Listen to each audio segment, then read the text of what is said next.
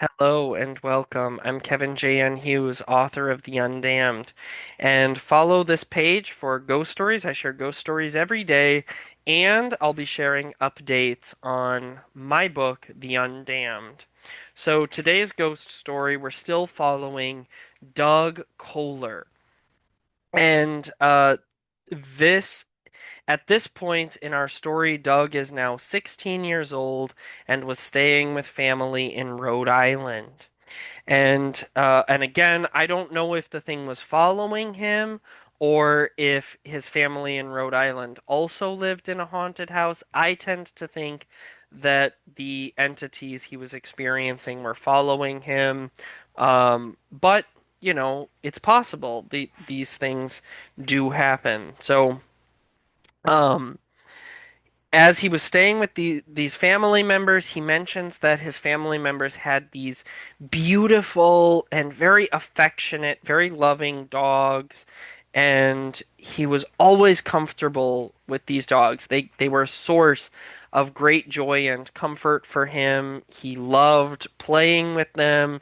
He loved sitting with them. He would cuddle with them while he was over, and this particular night was no exception. The rest of the family had gone out for like a supper. They had gone out to a restaurant together, and Doug had wanted to stay home with these dogs. And he was sitting on the couch reading a book.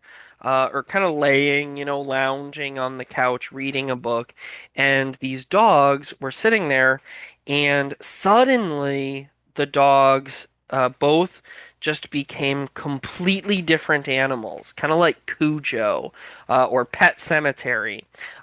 They just went wild and started attacking him. They were growling, barking, snapping at him, and the family had this kind of wicker chair, kind of swing, indoor wicker kind of swing, and Doug was barely able to jump from the couch onto this swing and kind of hold on for dear life as these dogs that were usually so docile and kind were just aggressively attacking him, snapping at him, trying to get at Doug, and he was just desperately clinging to the swing for dear life as Cujo and Pet Cemetery just clawed and napped at him.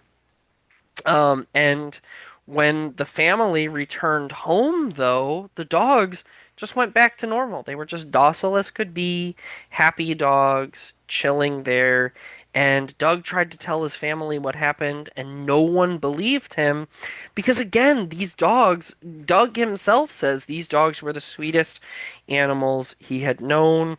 But he does say that, at that point, he no longer bothered to really tell anyone what was going on in his home or anymore because nobody believed him. So he kind of had this mindset of like, what's even the point of telling people? But thankfully, Doug has decided to kind of break his silence and tell me his stories so that I can share them with you.